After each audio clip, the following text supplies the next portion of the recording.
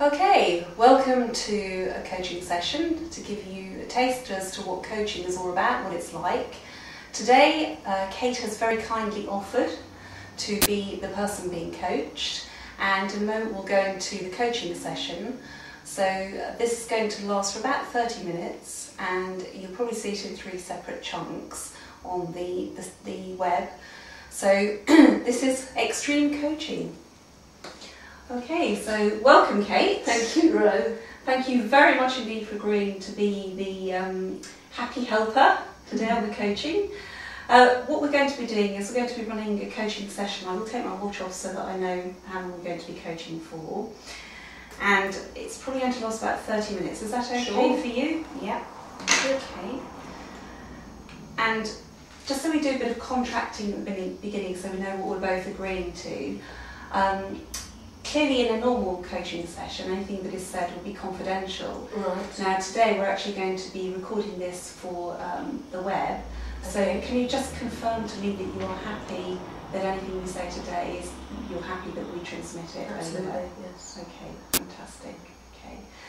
Now in terms of how I work with you as a coach, have you got any thoughts in terms of what sort of things you would like me to do, how you would like to be coached? I think I just need space to explore something. I've got an issue in mind that I haven't thought about in any depth, but it's a topic that's important to me. So I think space to explore, maybe help me to see something from a different perspective. Okay. I don't need it to be particularly action oriented in terms of going away with a task list, but hopefully it will help me to create some new ideas. Okay, so you want space to think, you want to get a different perspective. You're not necessarily looking for an action plan. That's right. So what I'm hearing you saying you're looking for is really more ideas, or are ideas in terms of what you could do. Sure. I've got that correct, I like that. Yes, and something else might emerge that I hadn't thought about, of course. Okay, so it's that space to think. Okay. In terms of how I coach then, how comfortable are you in terms of being challenged? It's fine. Yeah, I'm happy with that. It's okay. fine. And if I do something during the coaching session that you're not entirely comfortable with, then please say, and then obviously we can have a chat about that and talk about how we're going to take it forward. I'll tell you. I'm sure you will, I'm sure you will. Okay, so are you ready to begin? Is there anything else you want to ask me before we begin? No, we'll just go for it. Okay, fantastic. So, tell me more about what it is you want to get out of the session. You've already said space to think, so tell me a little bit more about what... Well, the subject that I wanted to bring to the coaching session today is the fact that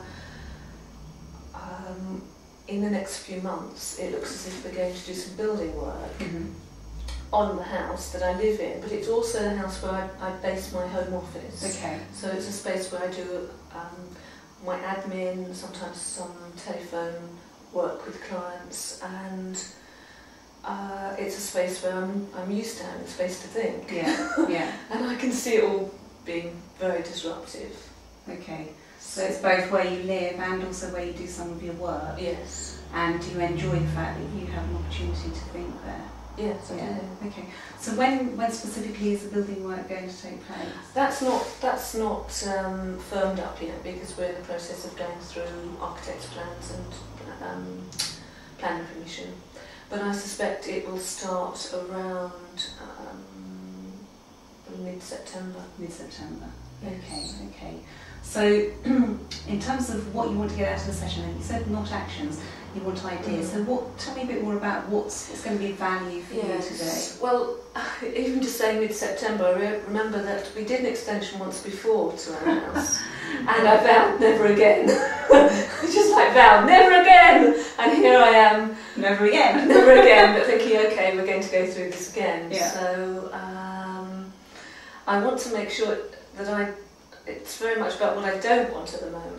Okay. So there are lots of things that went wrong last time that I don't want to happen this time. So I want to learn from that previous experience rather than go through it and think, oops, here we are again. Why did I get myself in this mess? Okay. So you've already had this experience once. And it was 22 years ago. 22 years ago. Which is a long time. Okay, so it took sounds that like long time to recover. it had an impact on you. Yes. So you say there are things that you know that you don't want to go through this time. Yes. So would it be useful to talk about what you do want, or do you want to explore what you don't want? I always want to explore what I don't want in order to switch it to what I do want. So turn the sort of the negative that, into that positive. would be okay. just to remind myself of all the things that I didn't like. Okay. Okay. Is that okay? That's fine. That's fine. But is that a strategy that's going to work for you? I think that's a good starting point. Okay. Fantastic. Yes. So tell me more about these things that you know you don't want. Well, I mean, the first thing that comes to mind is that I don't want a bunch of people coming through my house who are fairly random individuals. So last time we had a builder who then subcontracted the work, and different people were coming through the house into our space from early in the morning till later in the evening, who I didn't know, hadn't been introduced to. So that's one thing. And we actually had a theft while that work was going on. So there's something about I want to make sure that I protect any valuables. We had arguments and disagreements with the builder because I don't think there were very clear expectations on both sides as to the contract. There was a lot of grey area about expectations. Okay. So that wasn't very good. We did the work, we had the house with the roof off in December. Actually, we started it in the middle of September. And we had no heating. It was a cold winter, we had no heating with small children. Right. Right through till the building, actual frame of the building was complete, but there was an awful lot of work after that in order to be finished. What we also did at that point was a lot of different bits and pieces of different parts of the building, so everywhere was in uproar. There wasn't a safe sanctuary space. I don't think that will happen again. We thought we had an architect managing it, but he didn't manage it. So again, that's part of the contract, I suppose. What else? I ended up making cups of tea for builders. Builders seem to drink a lot of tea. Yeah. Fair enough, it's a dusty job. Yeah. I somehow got caught up in making tray loads of tea for them. And my husband was out at work all the time, and I was left on the spot to make decisions, to negotiate with them, and I had the brunt end of the noise and the dust. Yeah. So I felt a bit as if it was one-sided. Okay.